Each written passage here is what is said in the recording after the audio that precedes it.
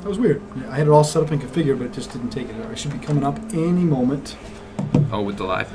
Yep. I got more. I'm up to 202 now. All right. So. All right. Let's see here. Let's do this. You are live. It is live. It is most definitely live.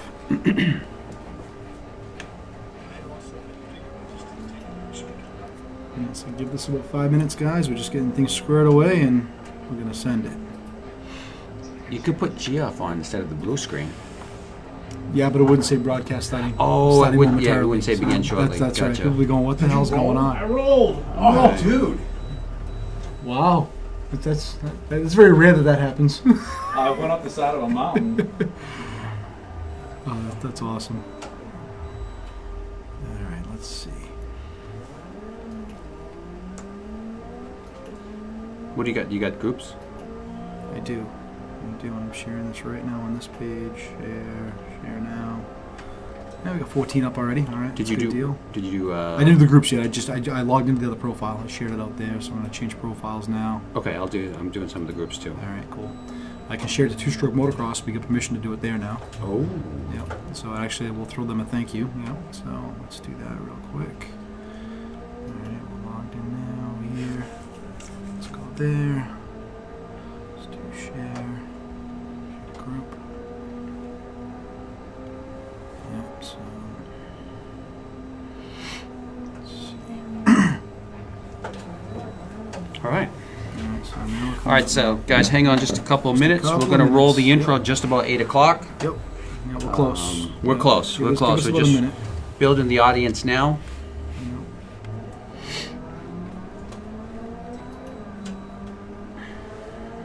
If you guys could do us a favor, once we go and you see the intro roll, if you guys can share our link out, we truly appreciate it. Yep. They're trying to break 100 today. So let's tonight see what we can do.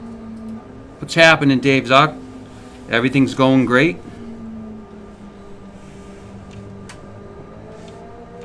All right. Yeah, we got Brian Burr on. Yeah, Gary Frank, he'll be on. Mr. We'll have Zobo's on. We'll have the regulars. Happy Not Monday, guys. All right. So Happy cool. Not Monday. All right. So let's go ahead and let's load up the intro over here, and we'll get that in.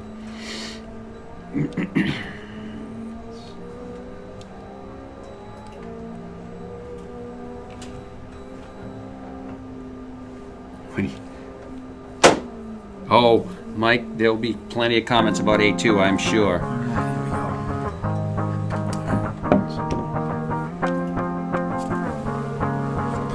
Intro is rolling. We're right on schedule. Nice.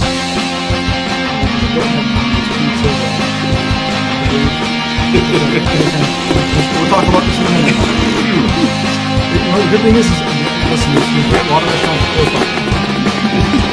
It's true. All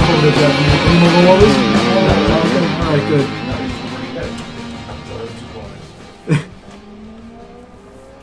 Slow and steady. Ish. Yeah! All right. So, we are live, episode 38. So, thank you for Two-Stroke Motocross. They let us actually broadcast to their page starting last week. That's so we cool. asked for permission. We got granted that, and thank you to the other pages too. MX23, Right.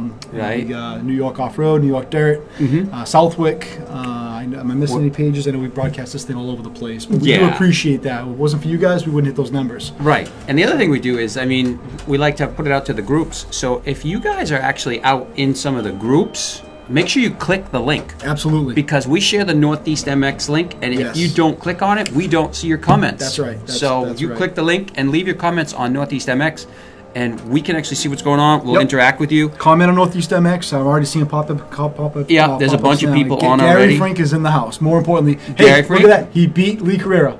He's out front. I don't think he beat him. I saw Lee earlier. Was he on? Lee when we were doing the pre-show stuff. So listen, he beat him to the comment section. John Greer just got on. So All right. John we got some Grier's bike on. I wonder if builders. I wonder if he's on the road. I saw some pictures in Bermuda, so he was traveling down there. He was, yeah, but he could be in Bermuda one day, and then was. he could be like in, Alaska the next. That's true. You know, That's same with true. Casey Bates. Same with Casey's Casey all Bates. over the place. All over the Hopefully place. we'll get a chance to talk to him a We little will, bit. yeah. We about might try to his, get Casey on remote. So remote. I'm hoping you put that KX in the living room. You know what? I am not, unless that bike's inside in his kitchen you're in the not living bringing room. him I'm on. not going to bring him on. So Casey, if you've yet to tune in, that bike has to be it has to be in the house where your wife doesn't approve. So that's where I want that bike. And then once you text me and say that the bike's in the house, I'll pull you on. Okay, that sounds like a deal, right? I like it. Lee just said, he just chimed in and said, Gary's behind him. Good evening. Rick Johnson, good Johnson's evening. on. Hey, Mr. how's it Johnson, going, Rick? and thank you, Rick, for letting us broadcast to the Southwick page. We appreciate that. So hey, I'm glad Rick got on. Did you see the J-Day race I did this see some of weekend the J-Day out at footage. Southwick? Oh, my God, yeah. And the conditions look epic, They though. did. It looked like just the right amount of snow, too, It to did. really have a blast. It was not too crazy. I mean, it looked like it just got cold enough so it didn't turn to soup, and it looked like the guys had a blast. I saw even KJ had. I saw the KX front fender, and it was on his post. I'm thinking he must have gone out for at least one of the motos. And it's funny you sent me that today, because afterwards, you got to thinking, I don't know, talking about that, was you sent me the e-bike video, the Silveron versus the KTM. KTM. And I wonder if J-Day is going to start doing e-bike classes, to have an e-bike event. So, I'm not sure. Why wouldn't they? Because obviously that video is proof thereof. It's competitive. It's competitive. Yep. It is. And not only that, the the e-mountain bikes, the GNCC series is added an e-bike class now. Yep, that's right. A lot of the J-Day guys, they're riding e-bikes, and they're Yeah. pre-riding the courses and stuff like that just to check it out. Yep, and what's funny is I stumbled across another guy on YouTube today. I'll just share the link to the groups, and he builds an e-bike on a budget, and he built this really cool, like 450 watt e-bike for like $230.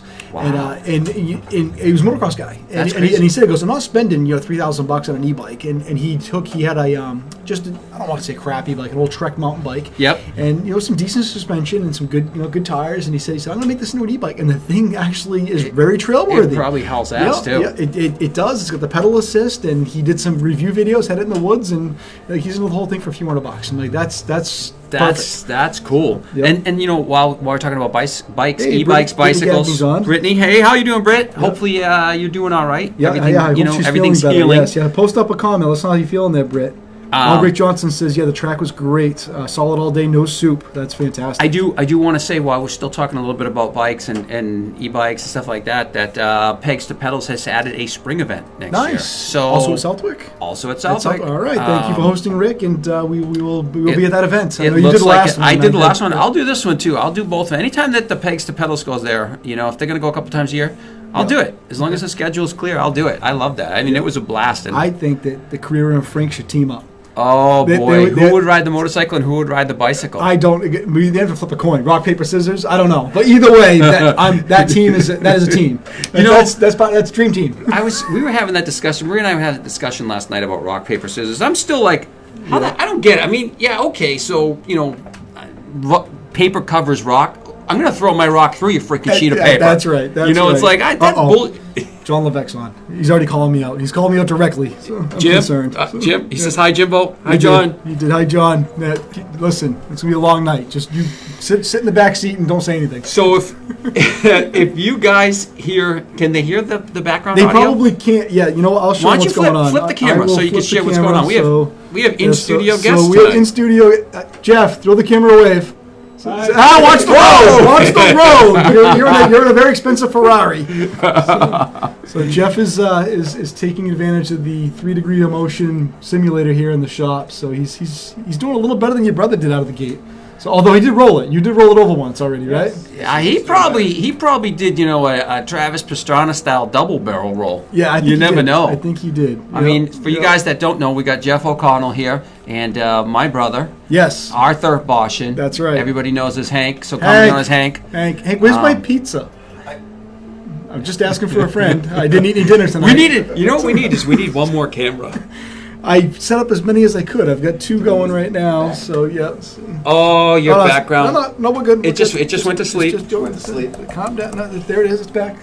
Look, so controversial pictures up on the screen. All right, so I know everyone hates Frenchmen now. I know. So let's start. Let's start with it. Okay. Before we jump into the controversy, I just want to throw out the top 5 in fantasy. none other than Legends and Heroes, Pete Noneman, Nice. is leading. Who better? Who better? I like that. I like that. Pete, Yep. I wore this shirt for you. Yeah, I don't have one of those shirts. I'm just saying. Well, we're going to have to... Put in a word for me, will you? I'll put in a word. All right, thanks. He's leading. He's got 146 points. I got Freefall Moto, who still hasn't put his name up. We have no idea who it is. If you're out there and you're watching or you know who it is, tell us. I got to interrupt. Dave Zook says, Jim, you're looking good. Looks like you dropped a few pounds. I have dropped a little bit. Yeah, I've dropped a little bit. The mountain biking pays off. There you go. You got some man love going on. Yeah, that's all right. I'll take it. So that's it. Third out of the top 5 is Pete Jakiel, old-time NESC expert. Steve Burdett still hanging in there in 4th. And Pete's brother Mike Jakiel moved up into the 5th spot. Now, just so that you guys see it isn't fixed, my son dropped off the leaderboard, and he's not in the top 5. And he killed it week 2. He crushed it week 2, Yep. and he struggled a little bit last week. Now, both myself and Marie, we had different picks. Somehow we both scored 59 points, and we both moved way up the leaderboard. So Nick dropped to 8th. Yep. I'm in 16th. Yep. We both had we both had Vince Freezy as our 11th place pick for the wild card, and then we both had a couple. I think I had Jason Anderson in 5th. Not a Malcolm. Sorry, no. I think with Malcolm. I have to go back and look at my picks. So. Yeah. So Phil Benito says all my picks in the wrong order. 5 order. Yeah, that happens. Dave Zuck says Hank rules. Yeah. So.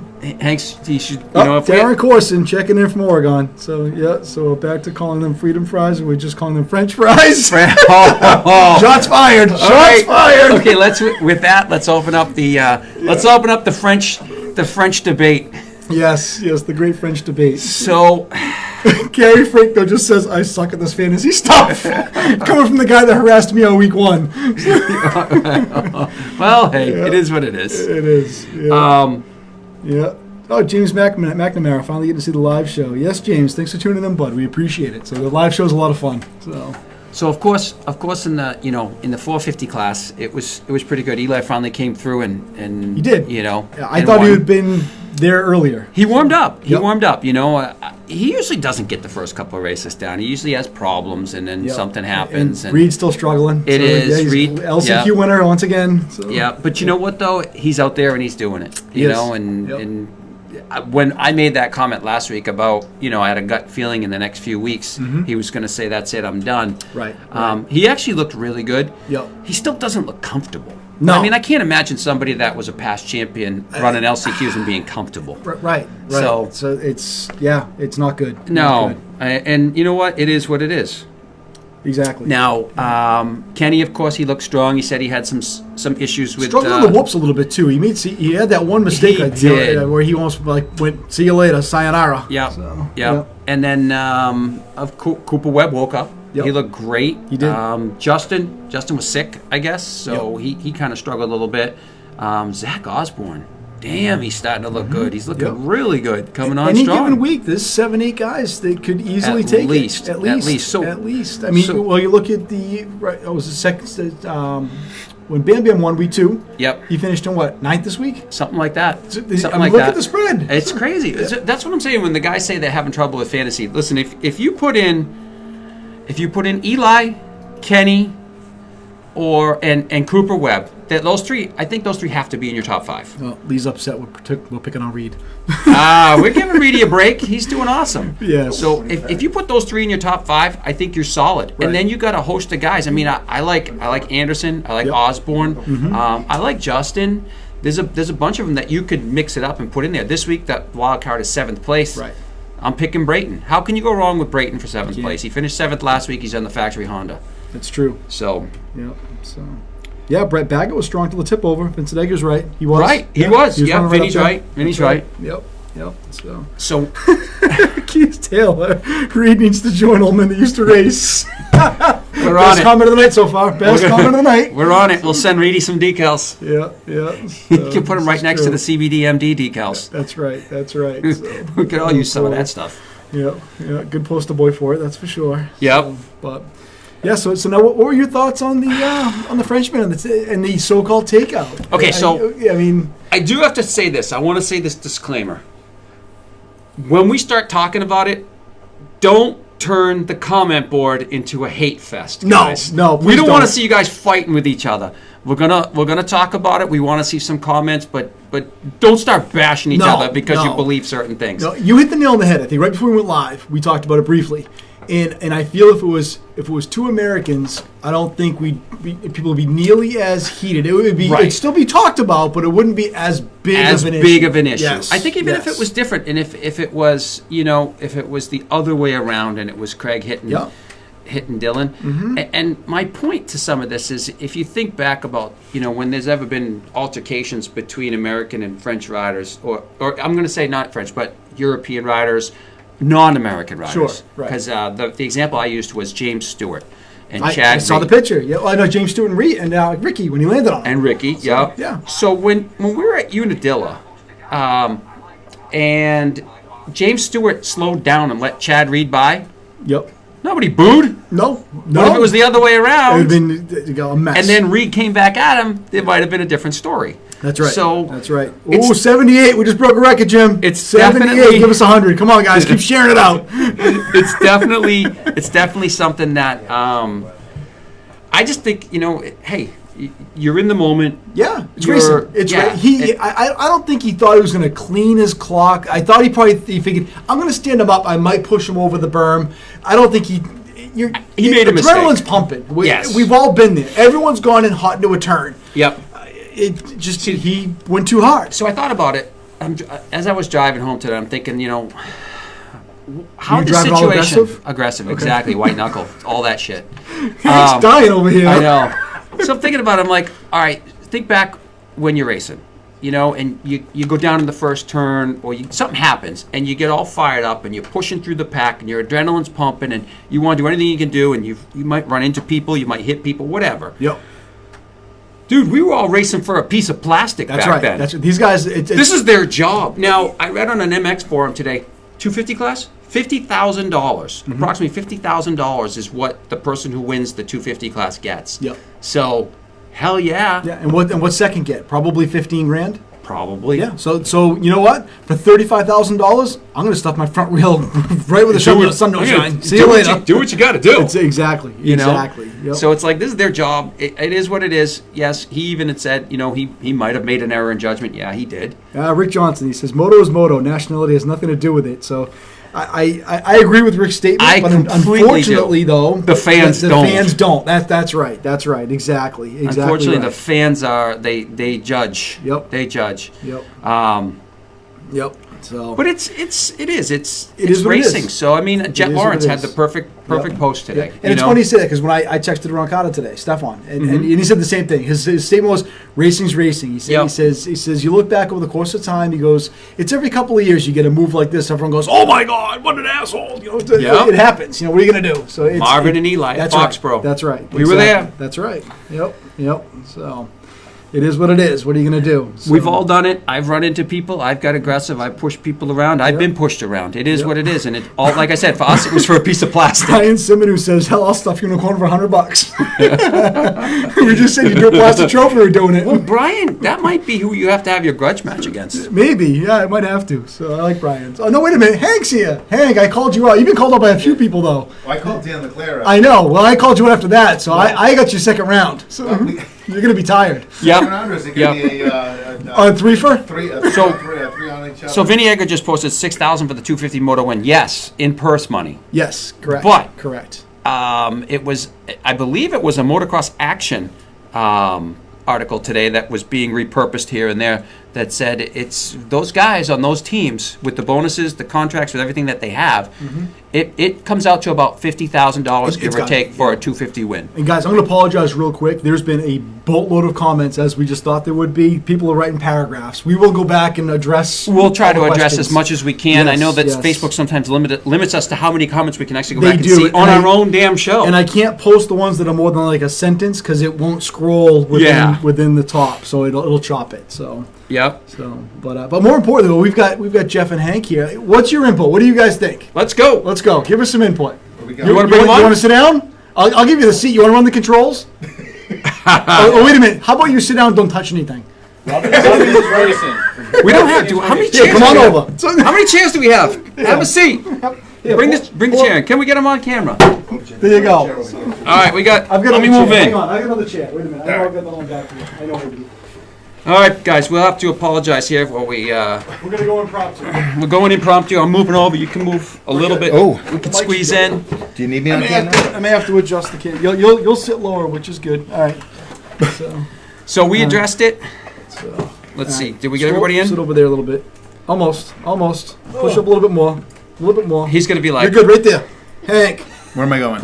Sit right there. Sliding in. there you go. Am I A on? little closer. Right Move in. there. Don't be You're afraid. good. Okay, guys. You're now, good. Now we lean in we and kiss set me. up. We have our The inside mic's in the way. So I'm closer to Jeff anyway. So- Where's my pizza? You know, It's in the oven. it's in the oven. Somebody It's make in it the better oven. call Domino's. It's a long show and I'm hungry. All right, so we addressed it. We spent 5, 6, 7 minutes. The only thing before we pass on from the 250 classes, I want to say, Jet Lawrence, the real deal. That kid is effing awesome. Absolutely. 16 years Yeah. old. It did get to him a little bit, the pressure. When he crashed that first time and he kind of lost it, wheelied through the whoops and stuff and almost threw it away a couple times. Then, Yep. But great post today about the whole controversy, and great post the other day about he will never settle for second. That's right. So it right. is what it is, and You know, Carrie Frink says your beard's in the way. it is. It's my winter coat. all right. So now that Hank's on camera, Santa Claus beard. Oh, Well- John Levesque says you have to take my seat. John Levesque, eat a bag of... Never mind. I can't see any of my comments, but I left my phone over in the corner. All right, so let's go. All right, well, let's hear you guys. Jet should have run him wide. You know, in Okay. that last corner, he should have run him wide. Earlier on, where he went in, what's his name? Verandas took out, didn't take out, but he basically came in tight on Faulkner. Yep. I mean, it was a rub in his race and clean pass. Well, clean-ish pass. I mean, he made contact, but neither one of them went down. It was, hey, move out of my way. You know, and rewatching the that picture, it did look like his front end came out when he came in on him. Yep. You know, it looked like the front wheel got loose, and he did not intentionally take him down. He might have. Yep. Well, just But he was definitely pushing the him. fact that he went down himself. Right. It was completely. I think there's more. It was more adrenaline Absolutely. than anything. He did look like he was trying to make contact later on, too, and he was... You made a bad decision. We've all been there. We've all done that. Yep. All right, Jeff. What does Jeff say? And I'm always worried about the retaliation side. Once you make a bad decision, you know it's coming back at you. Besides, they should be racing 2 strokes. Hey, either one of them could have let go of the throttle. Neither one of them did. It ended how it did. Yep. That's racing. That's racing. That's right. It's racing. It certainly made all of us stand up and go, "Whoa!" and start yelling at our TVs like it was a freaking football game. It did. Yep. Yep. They were both full throttle and in it to win it, and Yep. Yep. that's Totally. racing. Yep. Exactly. Exactly. It's going to happen. Oh yeah. Brittany, yeah. Dylan has more experience than Jet. Jet will get that experience. He absolutely will. He absolutely will. That kid's awesome. And his brother's good too. You know, his brother was the Yeah. first one to come over, and Yep. I mean, if you think about it, Jet was racing amateurs. What, 6 months ago at the Monster Cup? He was running the whatever that they call the 250 class there, the Supercross Futures. I I forget what think they that's call it. the Futures. Yeah. It's But- like whatever the MX2 version is over there. So. Yeah, Yep. absolutely. Absolutely. And yeah, she just said they both have heart. Yeah, absolutely. Both of those guys have heart. do. You know, They do. it's great. It's It great. makes for good TV. And you know what? Michael DeZobo, that's You know right. what? One thing that came out of this for me that was really good, because I do a lot of the research and stuff when we try to bring up stuff in the shows, which I did not do on the FIM. Yeah. I forgot my Where homework. are our results, Crap. by the way? Nothing printed up tonight. You're Yeah, I very didn't print, prepared. I didn't print results. No pizza. The greatest no No thing- pizza, no the results. greatest You thing bring it is- back up, didn't you? Is I don't have to search out anything. I wonder if one of our viewers could order us a pizza. I'm just And send it asking. over? Anybody want to order us a pizza? He's asking I'm for just a asking friend. for a friend. You know, So, pay it forward, right? I mean, come on. so If a pizza shows up here, I will die. usually I have Wait to. a minute, John. Wait, I need your credit card. It's a write-off. That's right. It's a write-off for John. Put That's Ronnie's right. up on the screen. It's a I write-off. can. We've had Ronnie's up there. He owes us. There's a dead ode here. So anyway, my point is, I don't have to go and search this stuff because all kinds of shit comes out of the woodwork. There's all kinds of YouTube files and videos being posted from virtually everybody Yep. who's ever hit anybody in a motocross race in the last 2 days. It's fantastic. Michael DeZobo nails it. He says, "Who doesn't like a little controversy?" Absolutely. He's right. He's absolutely right. Nailed it. Yes, Michael, you're right, buddy. That's absolutely right. Everyone likes some drama. That's kind of what my blog was about yesterday. About somebody had to be the bad guy and be the villain. That's right. So that's what creates the stories, and that's what keeps us going. Hey, You know what's funny? You're bringing that up. I almost feel like this is bringing a little personality back to the sport. Absolutely. We've missed that for a long time. Think about it. We haven't had good personality in the sport. I mean, I love Ricky. He was great, but no personality. Yeah. Really, none. Zero. James Stewart, he was pretty good personality, pretty colorful. But before that, think about the 90s. There was so much more. We need another Bob Hanna. Wow. From back in the day. That picture is fantastic with Johnson. And I hope you guys did you guys read the story behind it? Oh wait! John just said anything for me. I think I had a pizza coming. Someone COD them 40 pizzas. That's not funny. All right, so James McNamara just said Faulkner. He seems like a pompous kid. He wanted to make a statement. He does. I think Faulkner wants to make a statement every single time he goes on the track. I read a couple posts. One of them I had to agree with. He's kind of, I don't know. I mean, he went down and then he seems to get up and it's almost. I don't want to stereotype soccer players. But he gets up and he's like, oh, he starts running first and then he grabs his back. Yeah, and it's he looked like he. Come on, kid. Right. Stay down. If you're gonna, if something hurts, just stay the heck down on the ground. Right. Brittany says Faulkner is actually super nice and way down to earth. So I bet he is. I bet he is. I can see that totally. Yeah. No, it's good. It's Casey Bates. I was thinking it. He just said it. He says Bradshaw. He had personality. Yes, he did. Yeah, absolutely, Casey. I couldn't agree more. So. Who else, from back in those days? Granted, because we were talking earlier, like you guys came through in the 90s. I came through in the 80s. Yeah. I mean, we had Hannah. We had RJ. I mean, who goes around with Bad Boy on their freaking butt patch? That's it. And it's just like there was guys that, it was just that was it. It wasn't rubbing and racing. It was ramming and racing back then. And it is what it is. That's their job. That's what these guys do. They get paid a lot of money to go out there and win races. And when they don't win races, we gotta get Doug back on. Remember Doug got in the fist fight on the track? Remember? That happened. With Ryan. Hitting him in the helmet on. Kadrowski and Largo. Doug. That fight with Doug was kind of crazy because it was like Doug went to pick up his bike and all of a sudden he got that, it's almost like you could tell he got the look in his eye like, I've had enough of your shit. Yeah, and he just dropped it, ran over and threw him in a headlock. And it's like, who puts Ryan Hughes in a headlock? How about Weston Pike and Vince Freeze from a few years ago? That's right. Yeah, good. I forgot about that. You're right. That's right. Yep. That's right. Yep. Hopefully Pike can race again. Yep. So. I mean, the JGR guys have been hitting around about it. They've been showing up with 18 at the races, and they've been I've seen videos of them riding. Yeah. How's his vision? That's the thing. That's what they're worried about. Interesting. Yeah, it's true. Yep. Craziness. Absolutely craziness. But yep. Yeah, it would be nice to get. We might get some personality back. This is good. I think it's good. I think you have to have it. You have to have all kinds of people at the track, and it makes for.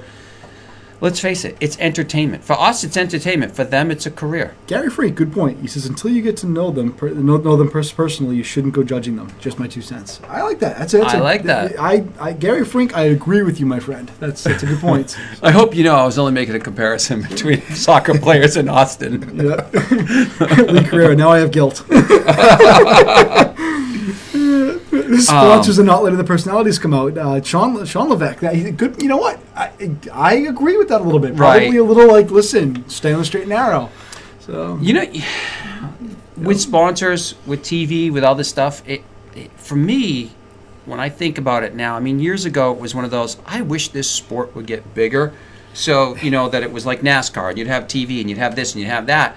But at the same time, I mean, that was what a lot of people used to say back then. Well, it did. John Slater wants NASCAR advertising on bikes. He wants NASCAR involved. But you have to you have to be careful with what you wish, because what's it turn out to be? You're going to go through growing pains as you try to figure out what you can and you can't do. And I think that's what we're in right now. We're in a situation where we're trying to figure it out. Yep. But it's definitely something that's evolving. Yep. It's not our old man motocross, that's for sure. This is true. Yep. So. So, all right. So we're Gary, I thought you. Gary freaking thought you were a dick till I got to know you. Oh my God. Shots fired. Shots fired. Mike says, "What's the best moto takeout ever?" What do you guys think? What do you guys think? What's the best Intentional moto or takeout? accidental? Let's just say ever. If it doesn't matter if it's intent. I mean, everybody's got different I'm views going whether to, it was to, intentional to or Stuart accidental. Levin on Ricky because Yeah, it looked like it was going to Unadilla. be so bad. Like, Yeah. like it had the potential, and it was not that downhill. I mean, that's my pick. So That was a good one. That was a good one. That was a good one. So yes, you guys watching, post it up. So yeah, best takeout. Let's see. Carmichael, no, that's not a takeout. No, best takeout was Camel Hump at South. Wait, Mike. Yeah, there's a few. Yep, there's So- a few. I don't know. I mean, some of them, it's tough to say because there's some crazy stuff that's posted and it's just local races. I saw one from some like arena cross race somewhere today where a guy was in the corner, another guy hit something, a bump, actually like took the guy out in the air when the one dude was turning underneath him and just Yep. cleaned him completely out. A couple of guys, who knows what class it was, crazy takeouts. Yep. And, I mean, on an amateur level, I've seen some real nasty stuff. yeah, So, and they're not normally on purpose because, I mean, Yeah. as we've talked about before, when you're at the amateur level and you got a guy that takes somebody out, chances are he's going to keep taking people out, and the riders take care of business. Yes. So Yep. most of the time, they settle it in the track, and that's that. Right. Leave it on the track. So, Yep. Yep. Sometimes the guy doesn't come back around, Yep. but. I'll never forget one of the worst ones I ever saw, and the guy walked away, but it was a really bad accident. Was at Uxbridge. So do you remember the spectator jump you used to I have do. there? And the parking lot was right next to it. Guy with a brand new Silverado Duramax diesel, parked right there. Guy came out, YZ250, novice guy, got all sideways, cross-rutted, came off the track, and had a fistful of throttle, and just went right into the front. And I mean, he went like Dukes of Hazzard, crossed the hood, and then he tumbleweeded into the parking lot, and he was okay. But I mean, the bike, the forks were all, the frame was bent. It's like, So he jumps up and went, meant to do that. he didn't jump right up. So, but so it's I'm just not sure how the insurance company how they sorted that one out. But Yep. That happened down at Wareham MX a few years Did it ago. really? The Yeah. KTM ended up on the hood of a Jeep Cherokee, oh, no I kidding. think. Right by the entrance of the track there. Yep. Oh, Mike Zob says Rick Johnson, career-ending injury to the hand. Yep, that was That's down right. at Gainesville. Danny Storbeck landed on him. Yep. I believe it broke his navicular bone. Yep. And back then they didn't really fuse him or anything. So Phil Petros said, "Corporate has killed the personality of motocross. Real moto ended with Brock. Let Brock buy sign. By Keith McCarthy. He's got a point, but I think that we saw personality after that. But definitely, I'd say 2000ish was kind of the cutoff. I'd say that was where it really ended. 20 years ago. Yeah, I think the big thing now too is we start to see it a lot more with the increased TV coverage and with social media. You see virtually everything. There's nothing Yes. that happens on a track that No. you don't see. If you don't see it when it happens, you see it later on. You know, it's and God forbid we miss it. Ricky will actually rewind it 3 or 4 times during the broadcast and point out everybody's flaws. And It is what it how is. can we not do any better than Ricky as an announcer? I mean, I like Ricky. Don't get me wrong, but he's not the guy for the job. I don't know. I mean, I kind of like him. He brings an element of like. He knows He knows the sport. He knows the sport. He yes, knows how the bikes I agree react, with that. and he knows but all he that seems to stuff. have no excitement, like no level of like I don't know.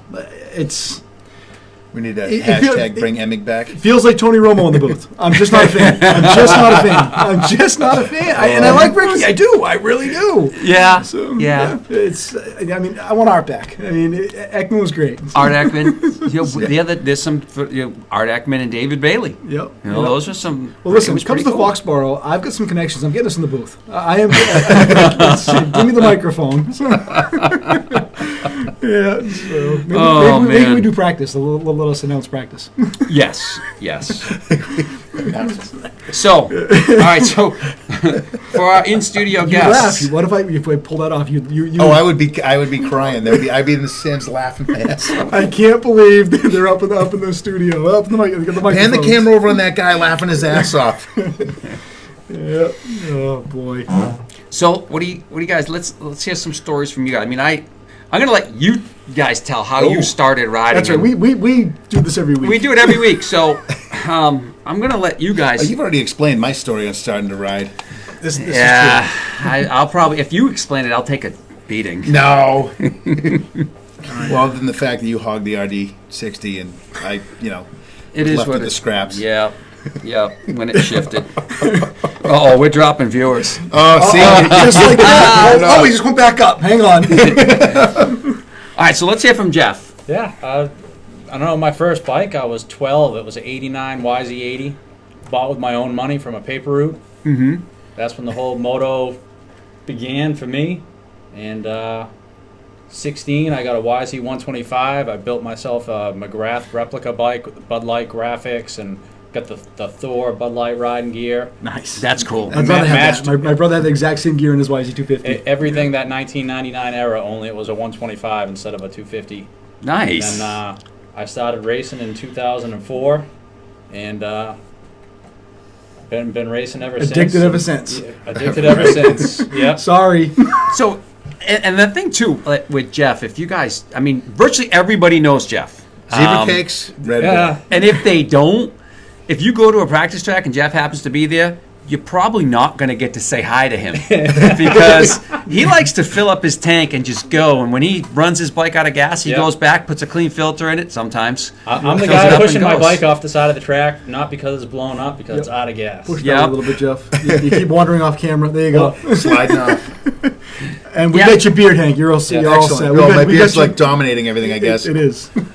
But it runs out of gas. But the other thing is like, I mean, Jeff is also a die-hard two-stroke fanatic. And Yep. and you got to applaud that. You know, it's like you have had some. 32-1. There you go. Jeff is like the epitome of 32-1. It's what it's all about, you know. It's just phenomenal seeing some of the stuff that you do. And you were just showing me pictures of your bike earlier as you're rebuilding it, but I've seen pictures of your motors rebuilding them. Well, I have 195 hours on a bike that's not even 2 years old yet, so it comes apart quite frequently. I can say, how many of you four-stroke owners could say that? That's true. No, they get 50 hours and sell them. I got 200 hours on mine. I keep it going. Nice. I think you bought that like 2 weeks after I bought mine in my four-stroke. Yeah. I think I got 30 hours or whatnot, but I haven't. Bought it in March 18. And Phil Benito says Moto Nights at the Round Table. All right, that's Yeah, forget my chainmail. Top three comment tonight. Top three comment right there. Yeah, thanks, Phil. Appreciate it, bud. That's cool, except this is square. Well, Close enough. It's close enough. Close Okay. enough. That would be a good thing. We should do that. Could be something, you know. Set up a round table and have a whole bunch of few people come in and We have could. nights of the round table, Well, I was moto like, style. I was I got a Red Bull table, a Red Bull bar table. There you go. How far away do you live? 30 minutes. Can you be back in an hour? Yes. Can you get me a pizza? He can get it for you, but I know how Jeff eats. He might not be here when you get back. I'm pretty competitive. That's true. If he gets a head start on me, I got no chance. Oh God, I'm up for the bet. That's right. You've been eating. Oh legs. man. That's funny. Viniega says that you could show him how to ride his 81 RM125. Casey Bates nights in the square picking around holes more like it. Oh boy! You know who's been very quiet is John Levesque. Maybe he might get my pizza. Maybe he's ordering it. Maybe he's eating it. He's probably eating it. Probably is. Exactly. Exactly. Brittany's got the KX125. That thing's Does. pretty cool. Yep. So you need a 125. Yes, I'm working on that. Are you? YZ 125. I'm not a four-stroke guy. I'm getting another two-stroke. I was a four-stroke guy until I got that 89 Oh, KX. wait a minute. John Levesque just Now I'm tuned in. back. He said 200 hours. He goes, I don't have that many in the last 30 years on a bike. Oh boy! Knights of the Round Table, all past NESC Grand Slam champs. There's only 7 of them, so that would actually kind of work. Yeah, that would. We could probably put that together. It might take a little bit of work, but I think we could probably pull it off. Well, we probably know. I mean, we know all of them now. It's true. We've had a So- lot of them on the show. Quite a few. Yeah, we've had 3. Well, the only one that I think would be hard would be trying to reach out to Joe Waddington. True. Yes, because he's not on social media, is he? No, I don't know if he's on social media, but I don't know where he is. I mean, We'd have we know to, where we would Meenan need is. your help to find these people. so we got Jim Meenan, we got Joe Waddington, Yep. we got John Dowd, Yep. we got KJ, we got Tony LaRusso. Yep. Keep going. Canning's Chris yep. Canning We and- had Chris on. So, And yep. Chris Clark, right? Is it Chris? Josh. Josh Clark. Josh Clark. Yes. Yes. Yep. Yep. I know his uncle Larry's ridden this a couple times, and I got to spend a few minutes talking to Josh at MX23 one day. It's always great to talk to those guys. I spent some time with Chris. We rode mountain bikes with Chris and KJ. That was a fun day. Yep. They destroyed me, but it was fun. Nice. That's right. They did. The youngins beat up on you for a little while. Yep. Oh, Cali. He says he's in Cali. Oh, okay. JoJo as a mediator. We got to work on JoJo. He's a little gun shy to come on camera. So he did. We had him on. We called in. So we got to get him. We back. did. We'll get him back. We'll We get will. him back. We I talked to definitely JoJo, not too long ago, and Yeah. he says, I got to do it again. Yeah. And then he spilled his beer on me at Marshfield Fair Supercross and felt terrible. So he owes me one. I leave it that See if you way. can get a pizza from him. Maybe. Hey, happy birthday, JoJo. It was his birthday, That's I right. believe, That's yesterday. right. Happy 2 days birthday, ago. JoJo. That's right. That's right. So, yep. That's cool. That's really cool. So what else do you guys want to talk about? I know we want to talk about, with the bikes, we want to get Casey on. We do want to pull on Casey. We do, but when I chop the camera, though, it's going to shrink us down. So I haven't sent Casey the link yet. So wait a minute. More importantly, Casey, where's the bike? Is it in the living room or the kitchen? Post it up. So I'm going to wait for a response in the comments, and that is going to, whether I pull them on, the bike's going to be in the house. Yeah, listen, he doesn't have any kids. He is married, and his wife's a sweetheart. She's got a sense of humor. So, yep. My wife's a sweetheart with a sense of humor. I don't think she'd be happy with me if I put the bike in the kitchen, though. I've had bikes in the house. I've Or had the bikes in the living living room. I had bikes in the living room. I shared that story about my when we had the rehearsal dinner. No. Oh, this is What are you doing good. the repairs on your bike? So when In the kitchen. No, in my trailer, unfortunately. my when I got married, this I just went past 20 years. This is 1999. Happy anniversary. Rehearsal dinner. So thank you. Yes, That happy was last year. But either way, 20 years by. It's all an, right. it's an So, achievement. a belated I happy didn't get anniversary. killed. So I was up with Cycles 128, picking up brand new YZ250. Me and my brother, and Good not choice thinking. of bike. So not. Blue Crew. Not thinking, but we leave, and this is pre-cell phone days, so we hit traffic, 128, bumper to bumper. And it's like 2 o'clock in the afternoon. Had to be the rehearsal dinner for 5 or 5:30 back here at the fireside. But we had the brand new bike in the back of the truck. So I'm like, I can't leave it in the parking lot. It's just not going to work. Yeah, it's So not I gonna happen. gotta take it home. So we're sitting there, all of a sudden, time's just ticking by, ticking by, ticking by. So we finally break free of traffic, and we blitz it all the way to my house. Just bought the house, my first house I had. My brother goes, you don't have a shed or anything. Where are you going to put the bike? I'm like, right inside the house. So stuck the bike in the house, put it up on the stand, right in the living room, right in like I slid the coffee table out right there. We skid in. We're about a half an hour late, and I get the look. The look. So I don't say anything, keep it all business. So finally, everything we go home, and she goes, I still can't believe you were late. We walk in the house, and she goes, this is why you were late. And I said, you've got T-minus 12 hours to change your mind. Hey, I've been married 20 years. There you go. I've been married 20 years. She likes bikes. It works. So, and you know what she's learned? I love my wife dearly. She's learned now, don't tell me no, because if you tell me no, I'm going to buy 2. Yes. So don't tell me no. This could actually be beneficial for me. Does she know about the Suron? Yep. Up, Casey Bates just posted up. There's now a case KX125 in his kitchen. Yes. Casey, I'm going to be sending you a link here momentarily. Hang on. All right, you guys keep it going. I gotta grab a link here. So I think you guys should.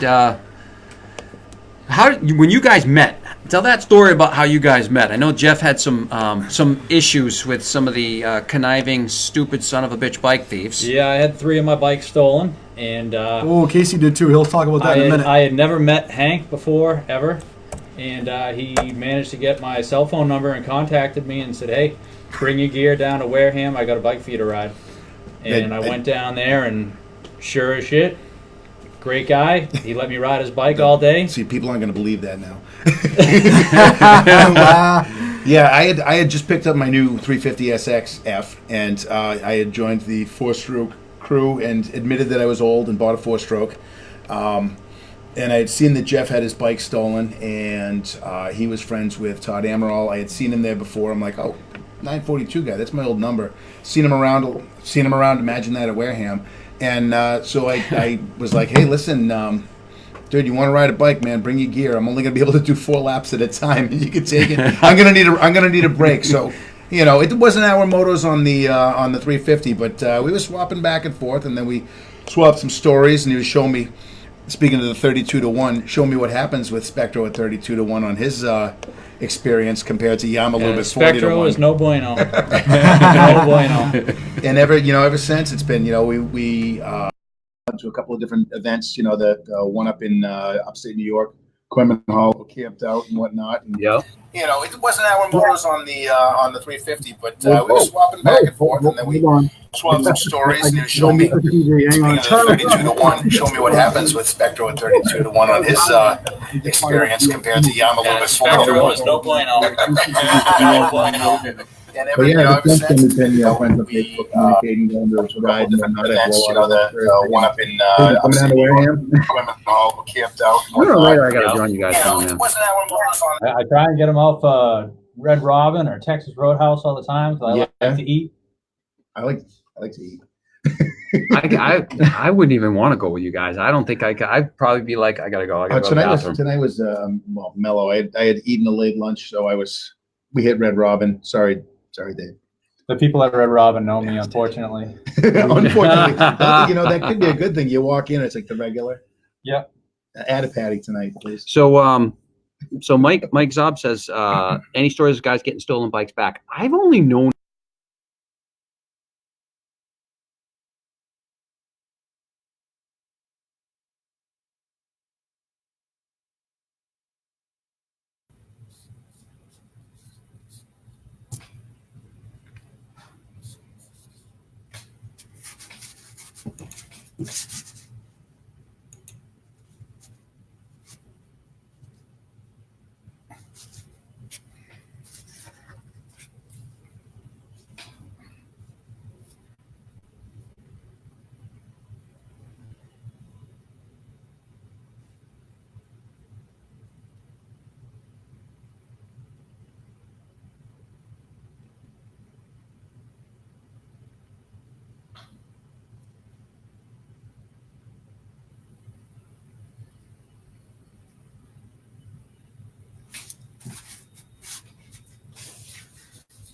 There's a whole bunch of us. Eric. Oh yeah, Eric Kane and Gary Lucier, they were there. Eric Kane. I think the first time out there was just you, me, and Sean hanging out. We were the first three there. First three there. That's cool. And I you know what? I talked to Paul Cornell the other day. We're going to do it again this year. Cool. So there's going to be another private track day for just group. What's that? Can't hear. I thought it was just me. Can't hear. Oh, can't hear. Hold on. It's coming. Try that. All right, how's that? Now, I apologize. No, that's Casey's fault. He busted us. We're good. So we should See, be you good. missed all the good stuff. We're not repeating it. Yeah, that happens. No, but I was just saying too that Echo Valley, we're going to do another one of those private rides for the group. So talked to Paul Cornell last night. We're going to work it out. We can't do something like we can't go against different organizations that are actually competing and racing. So we want to do it for the group. Guys have been reaching out saying, hey, what about a private ride day? So we'll do it again. It's been a couple years. We'll do it one more time and see who we can get. It's always, that was fun. It's like no sessions, no nothing. We just went out and we rode the track. That might be the grudge match weekend. It could be. It very well could be. Impromptu grudge match weekend. All right, I see I got Casey finally coming up remotely, and he does have that KX in his kitchen. So let me see if I can get him on. Hang on. All right. You are an instigator and an enabler. Right, hold on. Hang on. We're gonna lose you guys on the camera, right. possibly. All right. No, we may not. He's breaking up a little bit. I'm going to try to pull him in, though. Hold on. Let's see if I can do this. Hang on. Let me do this. Let me do that. Kill that feed. Bring that one on. So while we're bringing Casey on, Casey's got a pretty cool 86 KX 125 that he just picked up, and I know that there's a lot of you guys out there that are restoring bikes. All right. Let's. What are you running in for coolant? I'm running the Evans. Hold on. We should have Casey on now. Casey, can you hear us, bud? Yeah, I can hear you. Excellent. Cool. All right. Nice. So we've got Mr. Casey Bates on. He just picked up that nice machine from MX23 from Damp Lord. So you are breaking up a little bit, Casey. You're pixelating, but we can definitely hear you okay. So. All right. Yeah, I just switched my phone because all my computers being ridiculous with the buffer. Oh, yeah, you're definitely buffering bad. You must have a bad connection where you are. So. All right. Yeah. No, Hooray, Verizon. all right, no big deal. But the bike's in the kitchen, though, right? I mean, that's the important part. Yeah. Where's your wife? It's in the kitchen. Right, their mind. Where is she? Can you get her on camera? No. What are you doing in there? Don't come in. This is definitely a case of it's Dave's fault, All right, and Casey. listen, bonus points if you can take off the air filter and clean in the kitchen sink right now. As you can see, there is no kitchen sink. I don't have a kitchen now. Oh, That's the too only funny. reason why the bike's in there, right?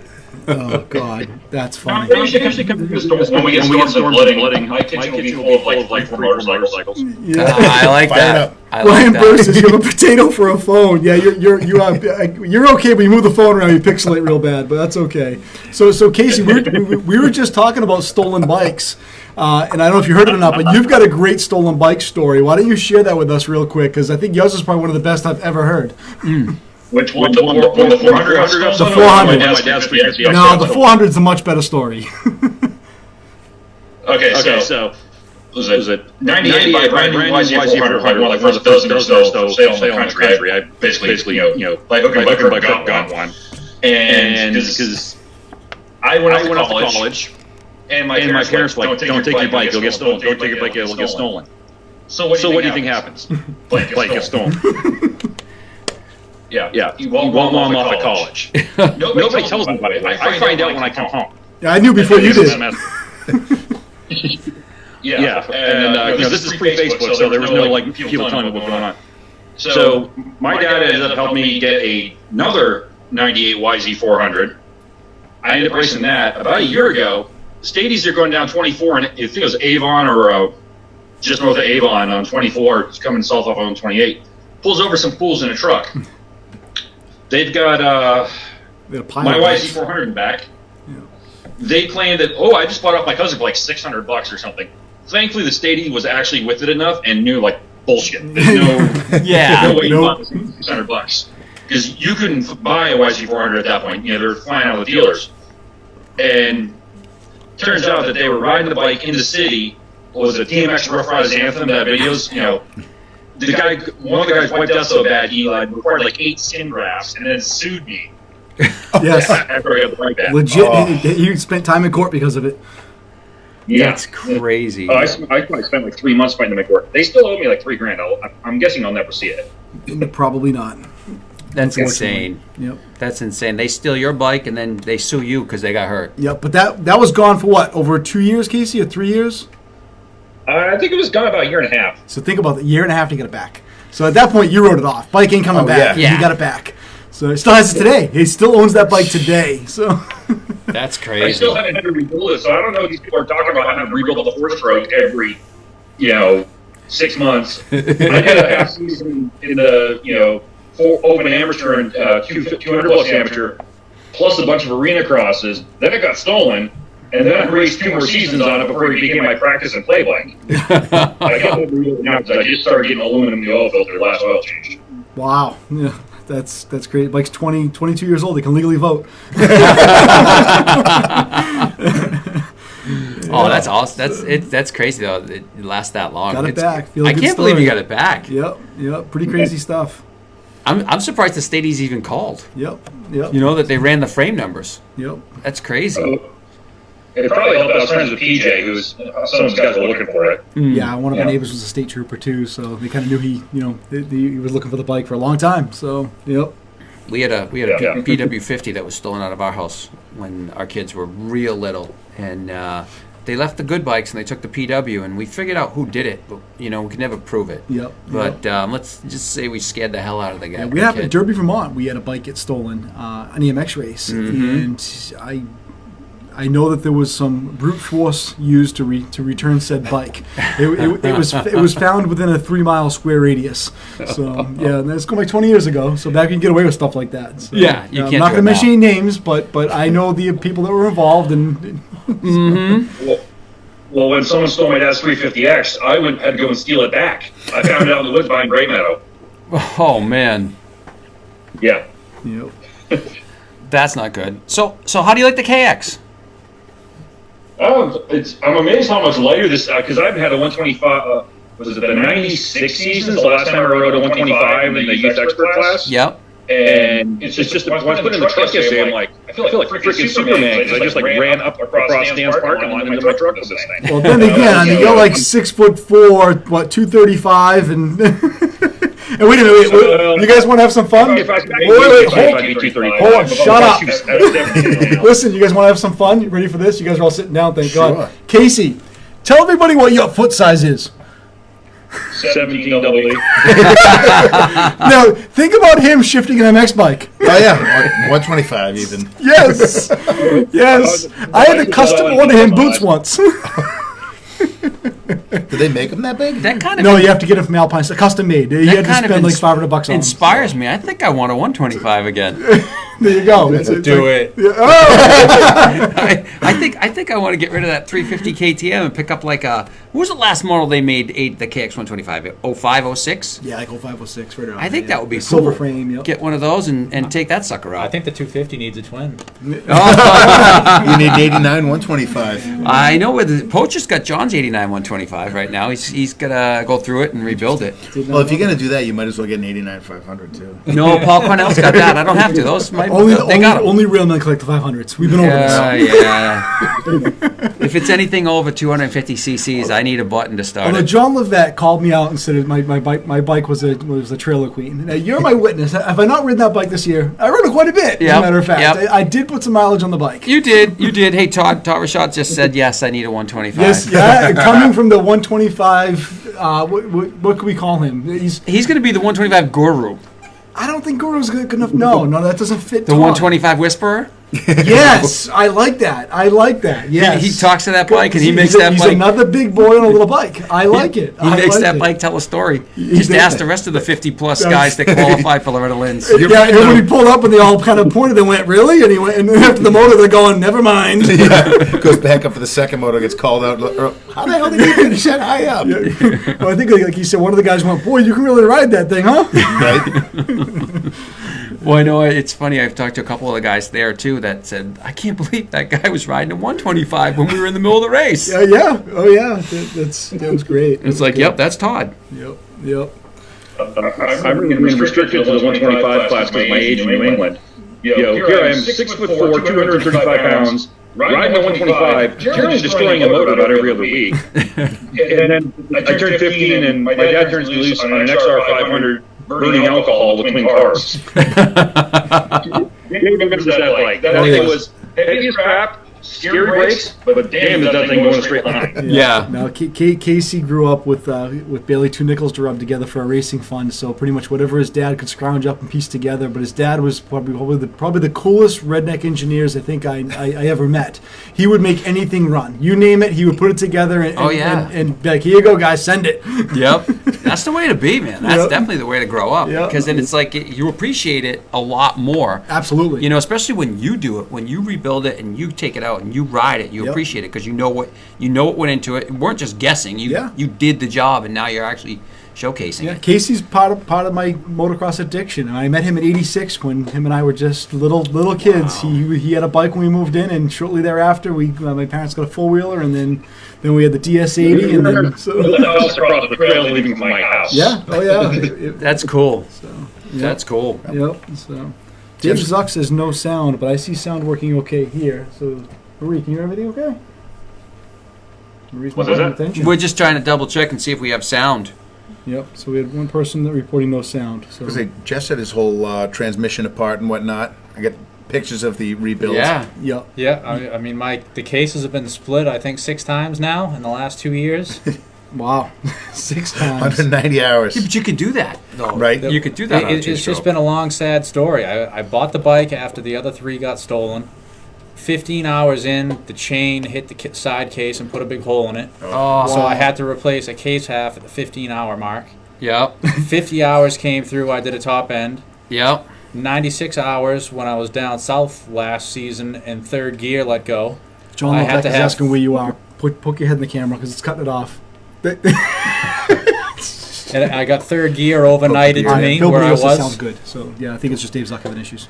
And I replaced third gear on the road in my trailer at Jimmy Weinart's in North Carolina, I think it is. Wow. I was down there for On 2 the weeks. fly. I wasn't going to turn around and go No, home. Yeah, you can't do what go. you What are do. you gonna do? It's right. You That's order right. the part, you get it overnighted, you get it the next day, you rip it apart, You put figure it it together. out. You figure it out. Like, Yeah. and we've talked about that in the show. Like we've had issues with the show where we just, we've crashed and burned and we put it right back together and it's like, no, we'll figure this thing out. Oh, yeah. Don't worry about it.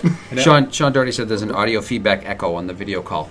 Oh, it could be Casey's bad call. Casey, I'm going to drop you. I think you've got bad connections, Well, but I'll see- call you later. See if you can get him to fire the bike up in the kitchen. Yeah. So, no, he's not going to fire the bike because he would do that. He's that crazy. No, Yeah. I'm not doing that. All right, so It doesn't have gas in it right now. All right. so you just dropped Casey I did. Yes. off yes. the video feed. Yeah, I should fix the echo. I apologize, guys. We're okay. It was probably from Casey with the reverb, so no big deal. But I mean, when you're thinking about like the two strokes and stuff like that, the old bikes, there's so many guys that are building bikes. Yeah, And a lot. it's incredible seeing them. And I mean, I love the the four stroke. I do. Sorry. I do love the four stroke. But for the riding that I do now, I'm looking forward to riding the KX more than anything. You know, and even then, like I was just saying, and we were laughing around, I would love to get rid of the 350 KTM and get an older KX 125 and just rebuild it. Maybe not the 86, because I did want that bike, but that's a little bit too old to actually ride a lot for me. So I would definitely want like an 05 or an 06 KX 125. I think that would be pretty badass. I rode a 2018 YZF 450 at 207. The 4 or 5 laps I did on it, they were all faster lap times than my two-stroke. Mm-hmm. My first 5 laps on it ever.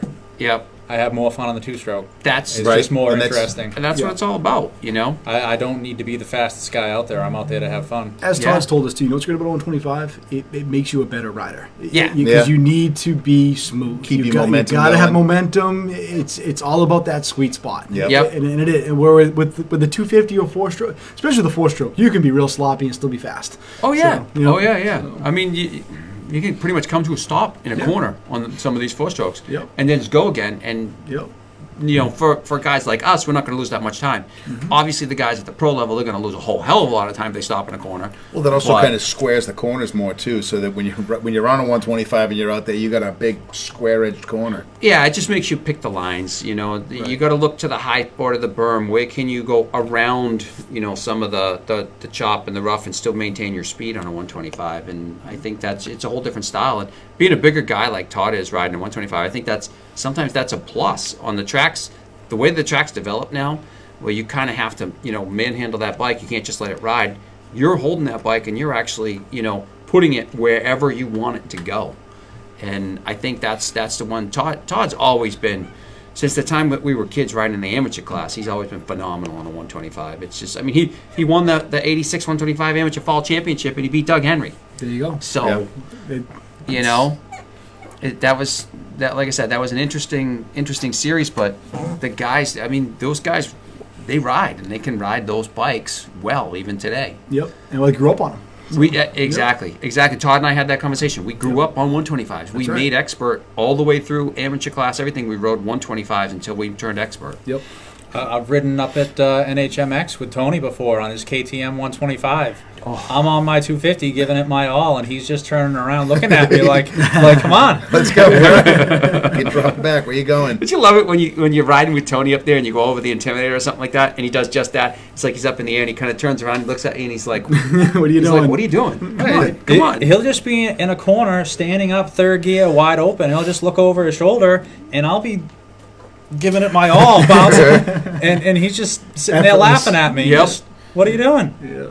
And he'll pass you in the deepest sand, on the gnarliest right He'll just, right by you on a little bike. All right, Trey Hands is momentum corner speed. Well, exactly, that's and that's exactly what right. it is, and that's what it is. Exactly And like for a lot of people that grew up riding them, that's exactly how you ride your motorcycle. Even now, to this day, it's like I went down to Wareham a couple of years ago and I ran into Scott Iverson, and even though he smoked me, we came off the track afterwards, and he's like, "Dude, I can't believe how fast you can go through the corners." And I said, "Well, it's that's how you learn. You learn on 125s, and that's corners are where it's at. I mean, I'm older. I can't jump. I can't Yep. hit some of the big obstacles like I want to. But when you crank it down in the corner and you roll the throttle on, that's where your speed comes from. I still like that photo that Marie got of you and me down at Wareham. Oh yeah, last going through the year. corner. Tyson it out. We were in that Yeah. sandy berm. That's one of those nice pictures of us. Phil Yeah. Petraeus, he guys brings up a good point too. He said 2 strokes opens up so many more lines for you on the track to get creative with. Yes. and absolutely. We've talked about that in the show before about Yep. how the tracks shape up totally different than they Yep. did in the 2-stroke era. Yeah. But yeah, 2 strokes take totally different lines. Where Yep. that 4-stroke, you can have those square edge, where you need Stop that and go. long flowing corner with that 2-stroke, where Yep. you can be up on the edge of the berm just railing it, where you don't need it in the 4-stroke. Now, one of the things too, like for me, and I don't know, maybe you guys can agree or disagree, but when you're riding, not specifically a 2-stroke, but a 125, you can look at something on a 125 and just as you're going wide open over it, the bike tends to stay on top of things more and just goes as fast as you can over something that's really rough because the bike's lighter. Whereas on a 250, especially in a 4-stroke, it settles down into that chop and it just beats you up. But a 125 or probably a 150 even would stay right up on top and you just wide open. And it's kind of funny because I never actually I raced a 125 a handful of times. My brother had him. I used to jump on his and I jump on a moto here and there, but I never did like a full season. And the thing about a 125 I always notice is like it you feel so cocky on it because you're like, this bike's not going to hurt me. Oh, yeah. Seriously, and I've gotten bitten hard on a 125. I've gotten one of my biggest injuries have been 125 based because you're like, oh, it's like riding an 80 with big wheels. Yep. Yeah. But then all of a sudden it gets away from you and you're like, oh crap. So, Well, I think being a big guy on a 125 when you first start riding them again, one of the things you forget is about that loss of momentum. So it's kind of like a couple of times that I've jumped on them and you're like, you hold it wide open, you're going, and then you come into a corner and you go to gas it again and your body weight just slams forward and the bike doesn't want to go and you kind of smash your nuts on the gas pedal or something. And it's just like, damn it, I forgot all about that. I can't do that. I have to clutch it. yeah. Art says it was great. It was great chasing Jack Jack and and Digger. Digger, yeah, I see and that. Art was running a 150. But that bike, I'll tell you what, we went to NHMX a couple years ago, and it was the Alta Demo Day, and Art was out there on his 150, and he flies on that bike. Yeah. Absolutely flies on that 150. It's so much fun, even out there with him riding and listening to him coming to the corners, and just hear that. Bah, bah, bah, bah, bah. Yeah, and nothing beats that. It's that first turn Bumblebee 125 sound. Nothing beats it. It really doesn't. So Yep. Probably the second best thing to that had to be probably the 500 drag racing we did. Like Rick said. Yep. He said that he goes, when I was inside, he goes, there's nothing like that sound. Absolutely. Art just said you can hit anything and just sit back and use your legs. That's what I was talking. I mean, he knows he knows exactly what I was talking about. Yep. Where it feels like you can just go over anything. Yep. The suspension, as long as it's sprung right for you, it's almost like dampening isn't really an issue because you're just going over it. Right. But that's cool. Yep. So that's funny.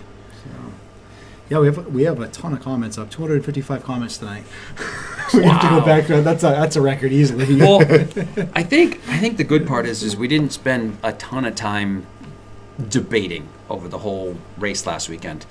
And no, there wasn't and much. Yeah, it's. you know what? That's all been exhausted. It has. It has. Yep.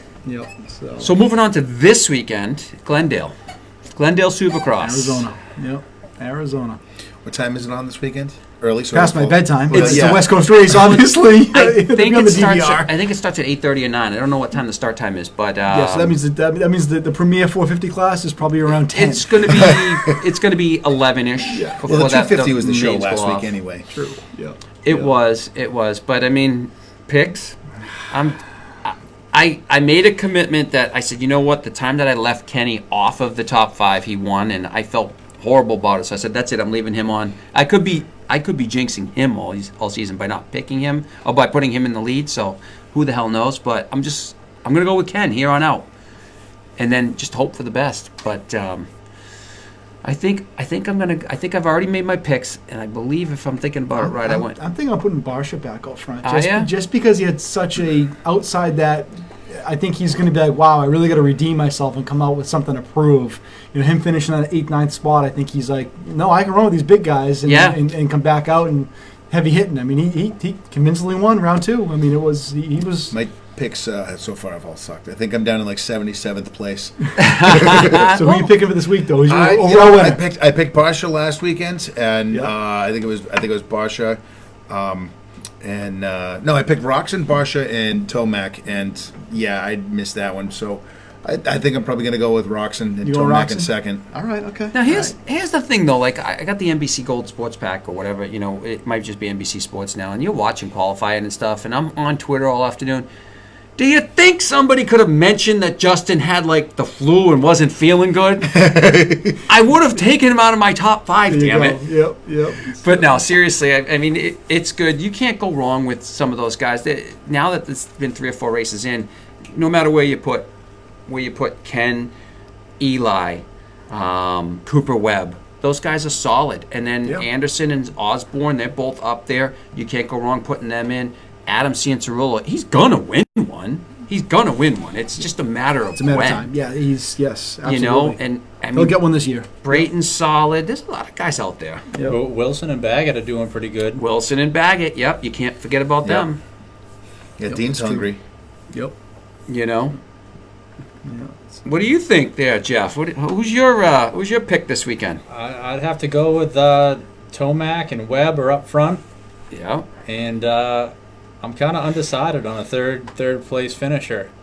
It could be Barsha, Roxon, So many guys. anyone else It's that you deep. just named, but I'm going with Tomac and Webb are battling for 1 and 2. Nice.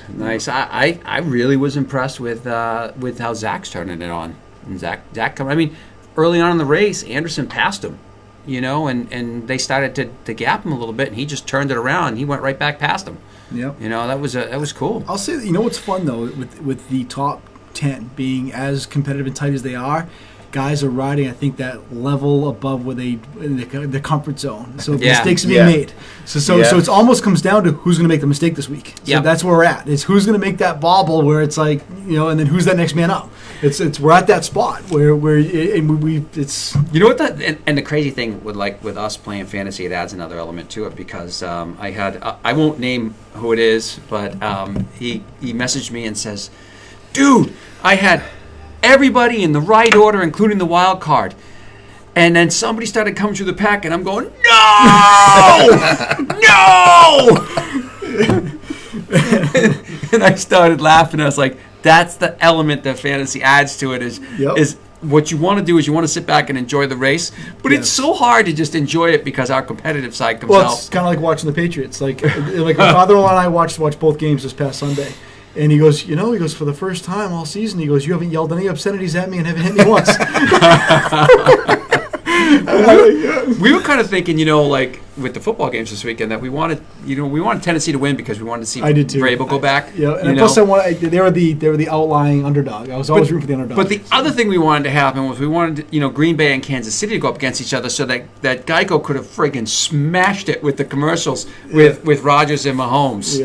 Yeah. That would have been crazy. And I got to tell I'm almost flipping the coin who to root for at this point, whether it's San Fran or whether it's Mahomes and Kansas City, because I think Mahomes is way too cocky. I just don't like he comes off really edgy, where I don't think he's humble and understands like the gift he's got in front of him. Jimmy G needs another ring. Yeah, well, and the reason I'm not, I like Jimmy G, I like his speed of the ring, but that gives San Francisco 6. That puts him in line with us and the Steelers. Yeah. So that's where I'm like, I'd rather keep a little, And now we've shifted gears to Tom Brady. What's Tom going to do? What is Tommy doing? You guys, he's not going to the Raiders. Let's be honest. That's not happening. You know what he's going to do?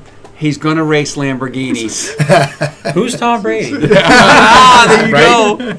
Yeah, football sucks. So the real use for that place is a track. So. John Levesque says, going back to the Supercross, he doesn't care who wins as long as it's a Kawasaki rider. Yeah, dude. Team Green. Team Green. Yeah. I love it. It's Jim's fault. Oh, Gary Frank picking James Stewart for the win this week. Gary, once again, you want to play that game? All right. So for all you guys who haven't seen it, there is Gary Frank, That's fan 2019 of the year. fan of the year. 2019 fan of the year up on the screen. That's from our buddy Gary. He won that helmet at MX23. He is there in his pajamas watching the show. I mean, he's dedicated. He's dedicated. He's on his He rent- sucks at fantasy worse than me. I'm in front of him now. So even though my bad pick. Yeah, but Yep. you know what though? I mean, shit happens. Yep, it is does. what it is with fantasy. It is what it is. It is. Oh, hold on, wait a minute. I feel I have this picture too. Hold on, wait a minute. Oh, There's is that another the one. 8? Oh. Oh yeah, there's Gary with the old man. I tell you what, every time I see that picture, I swear he looks like he's on like the Bassmaster Pro Tour, and he's holding his like thing out to catch a fish or something. Oh yes, yeah. Have you seen this pic, Gary Franklin Lee Carrera? Oh yeah, it's priceless. It's great stuff. Oh yeah, we love it. We love it. So, yep, those are that's our number 1, number 2 fans. Yep, Nice. Good stuff. Good stuff. Oh, wait, Outside of Hank, Hank, you're we can't you're tell a that. third. We got Well- Jeff and Hank here. We can't tell them that there's a guy Yeah. number 1 and number 2 fans. It's all right. These guys could like mug us in the parking lot. Or So, something. you know that at any given point, though, both Gary and Lee might just show up here. They know exactly where we are. This is true. I'm only here because of nepotism, and I heard there was going to be pizza. I heard pizza also. Pizza? Damn it! Yeah, where's the food? I was told pizza. We need a local pizza Unbelievable. stuff to sponsor us. Yeah. Right? Oh, Gary says I messed up the show trying to get back at him. No. That's like not even close. Oh God. I know this place that has Tower of Midnight fudge cakes. It's kind of close by. And we're just talking about. I love your Unbelievable. posts that comes out with like, so hungry. Anybody interested? Yeah. Yeah. No one wants to eat with me in Are you- public. It's not that bad. Let's go. I'll leave these two here. Red Robin's right up the road. Hey, there's all kinds of restaurants Yeah, close Texas by. Longhorn, we're like 3 minutes up the street. Yeah. The tacos and the burritos that you posted the other day was just like, holy I'd crap. like Somebody to asked find where out that where was. that is. Yeah, that looked awesome. Yeah, I'm a food, Jeff fan. needs. I love to You eat. need a Red Bull sponsorship. I should. I have a Red Bull table that goes everywhere with me. I have a Red Bull mini fridge. Mm-hmm. I got the shelf in the trailer. I wish I could have a Red Bull helmet, but Now- they don't just give those to anybody. Little Debbie makes the zebra cakes, I think, right? I think so, yeah. We're gonna have to get on that. I need a Little Debbie sponsorship. Yes. Lee just said pizza. Don't invite Gary because remember at the reunion, Gary wouldn't touch the pizza, and I ate like half of an entire pan on my own. Right? Well, Gary was in training. He does carbs. He was. Yeah. And you know, hey, one other point before we end tonight is the races this weekend is the Triple Crown format. That's right. Ah. right. So, what do you guys think of the Triple Crown format now that it's been out there for a couple years? I'm still torn. I didn't like it at first. I do kind of like it now, but I like the way it shifts up things. That It gives everybody a chance. Right. I mean, it does give them a chance, but it's different because you got guys like Mini series. it's a mini series, but you got guys like Eli that get a good start, don't get a good start, and it's like then he's not consistent with the starts. So in that race, if you don't get a good start, it don't matter if it don't matter how fast you are, you're not going to be able to come through and generally win in 10 laps when you got that level of talent out there.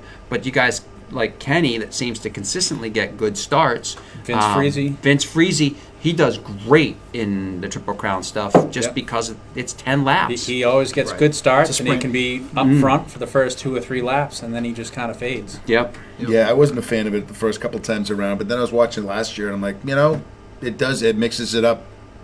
I think when it was just at the Monster Cup, I was okay with it, and then they introduced it to the regular series, and at first I was kind of different because it wasn't what we were used to. But now it's nice to see 2 or 3 events with a slightly different format, just to have throw a wrench into it. Yep. Phil Benito just said, go back to food. He said, back in the racing days, we used to get thrown out of the buffets for eating too much over a 2-hour period.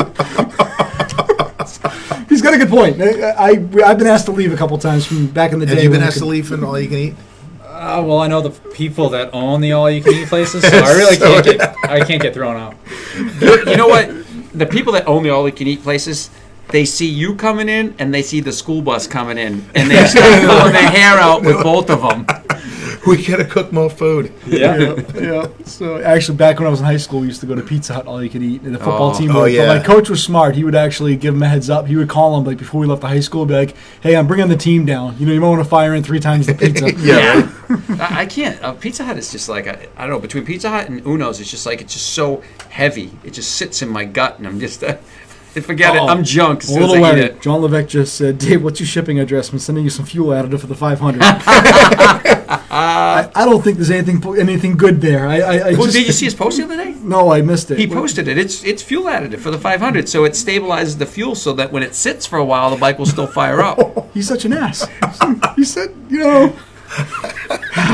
I think I might have mentioned. You know what? I've been by Ronnie's. This is before I knew John on a personal level. He's got really nice lawn out front. I'm not going to lie. I will show up in the 500 and just pull long shots all day long, back and forth. Roost. That's it. And he was a nice farmer across the street, too. He's looking to put a track in. You know what? I'm going to help cultivate. It's funny. That's my fighting words. It's funny you say that. All right, so back, I'm going to say back in the day, 1990, when the time that I tried to qualify for the Unadilla 500 National, race headquarters was at the Ramada Inn right there in I think it's New Marston's Mills or something like that. In New York Mills. It's right there, right off of Route 8 in Utica. So we showed up. Tech, helmet inspection, everything is right there. KX500, we rolled it through. We got it all set. We decided to relax a little bit, went back up to the room. I hear a bike fire up, and I hear it just ripping up and down, and I'm thinking, what the hell is that? And we looked out the window of our hotel room, and this guy on a CR500 he must have been testing jetting or something like that, because he was just going up and down doing exactly that, just cultivating the lawn and leaving a massive roost as he went up and back. I just got permission. You just said bring the drone. That's it. Road trip. Bring the KX250. We're gonna go rip apart Ronnie's. We're gonna you guys. Two-stroke time. Let's go. You got one. You got one. We all get 2 strokes. Oh, this is a two-stroke event. We get grudge match at Ronnie's on the front lawn. I need a new I'm calling out 125. John. Yeah, right? You need a new 125. John, I know a guy. 125. I know a guy. You know what? I might have to substitute and go with a YZ125 and something newer. Yeah. John, I might have to do that. We might have to get a YZ125 mount. I'm going to have to. Todd will be happy if I get a YZ125. How scared would he be if the 4 of us roll in with the trailer, unload?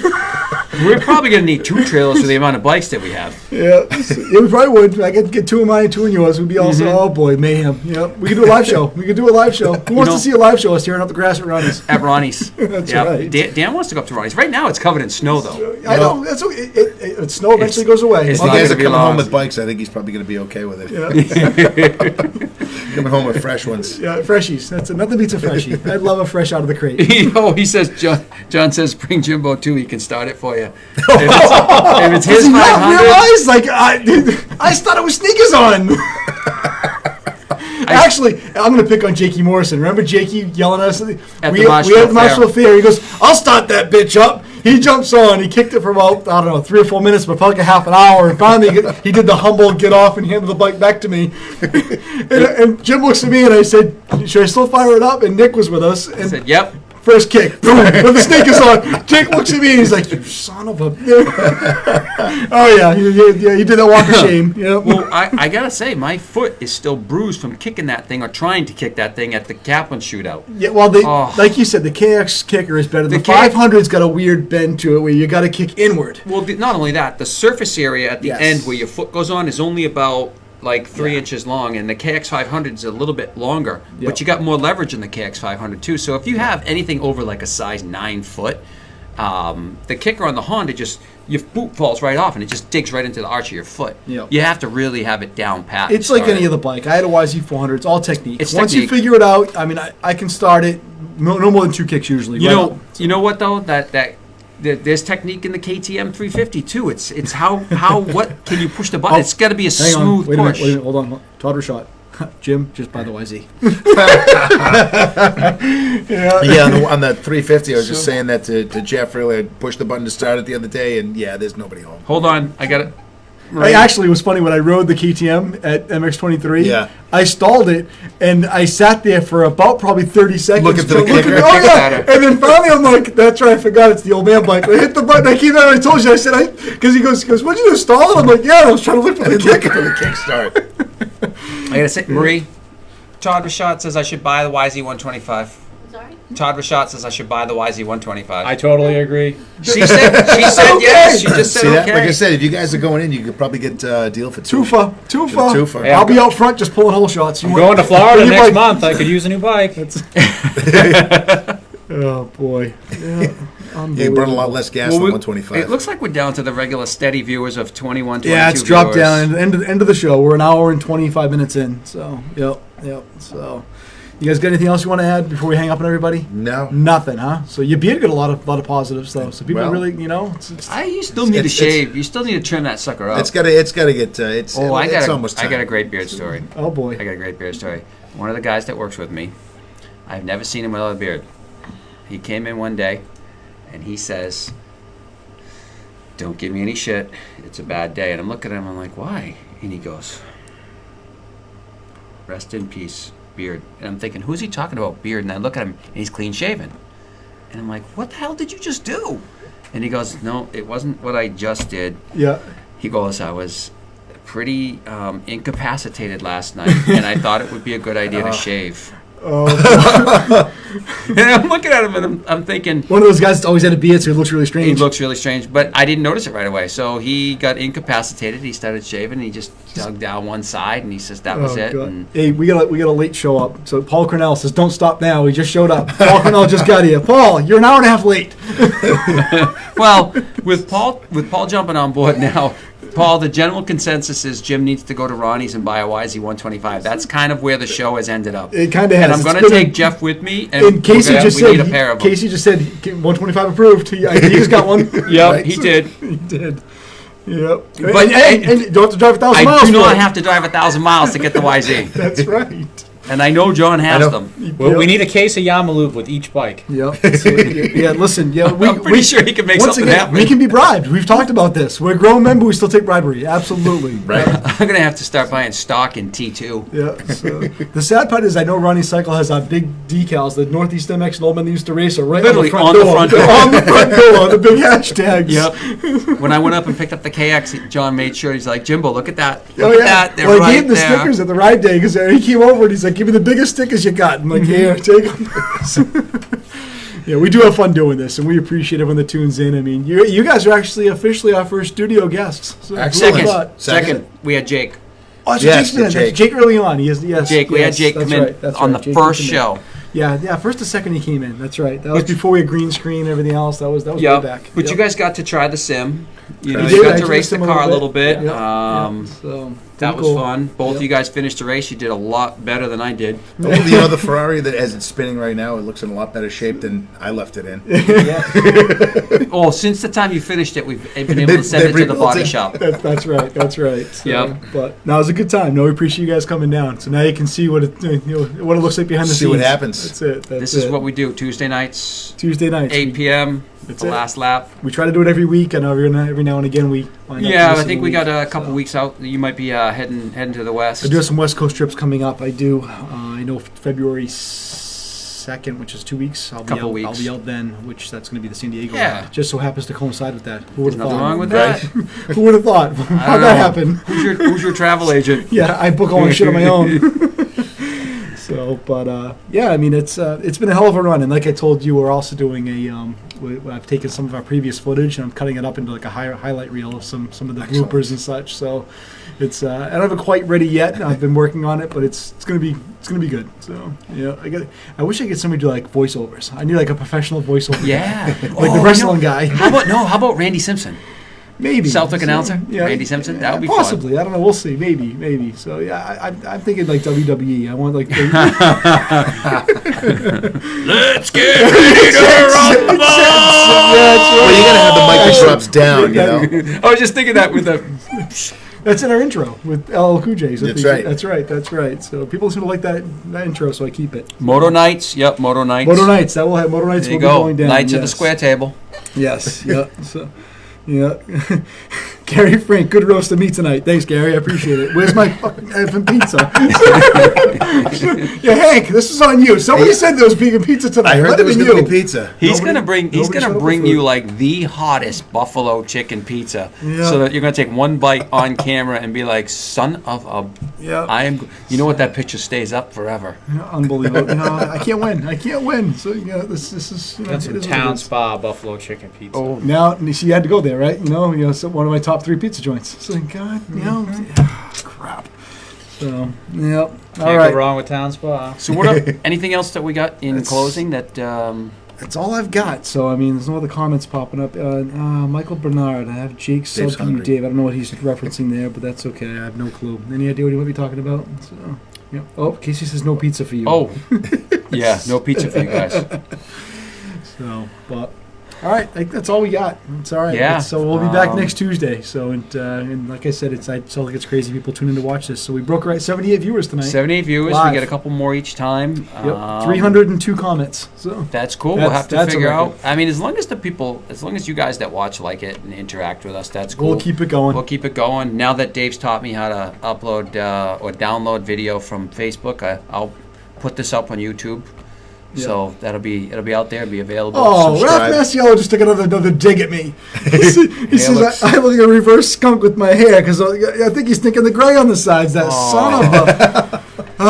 You know, if I had another hour to spare, I'd call him up and I would just rip him. So, because you know why? He sucks at Mad Skills Motocross. So, yeah, well, speaking of which, Hank is not retired. And I'm done. Jeff, do you play Mad Skills Motocross? I don't. Okay, you're going to have to. So, you don't have a flip phone, right? No. All right, so you Good. can play Mad Skills Motocross. yes, you can. You can. So, and you're coming out of retirement. Although somebody added me, Moto Man 47.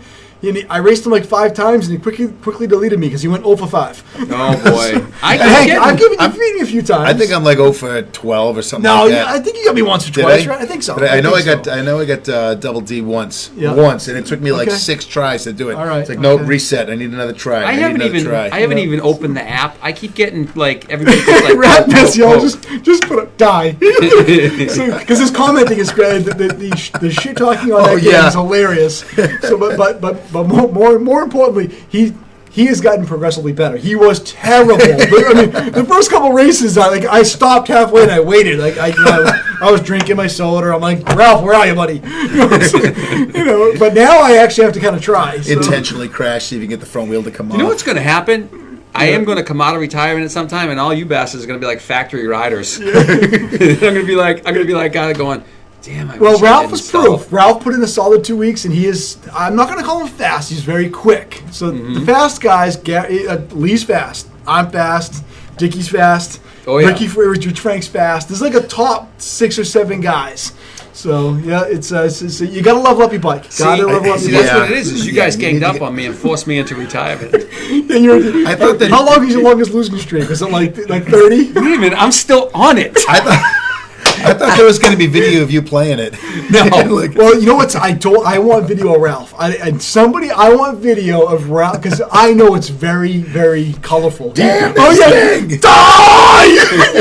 you. Well, hey, as you can see, my screen is not broken and not cracked yet. So it's not. that's the plus of being retired from Mad Skills MX.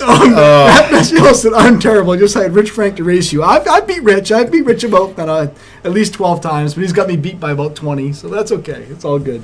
So Jeff, we're gonna get you to download the game, and and you're gonna have to block off like a week. yes. But all right, so listen, that's all we got. Even though Ralph's late to the game, I'm hanging up on everybody. We've had our fix for tonight. So, Yeah, it's been so- fun. As all right. always, it's fun. We'd just It like is. to, thank everybody for staying on board and watching the diehards and This the is new true. people. And Yep.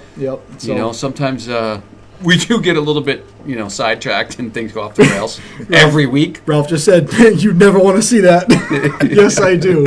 I will pay somebody. I want video of that because I might blend it into the intro video. It could be a new intro video. Of what? Ralph, I need video of playing the game. And Throw listen, in the phone. Yeah. I mean, yeah.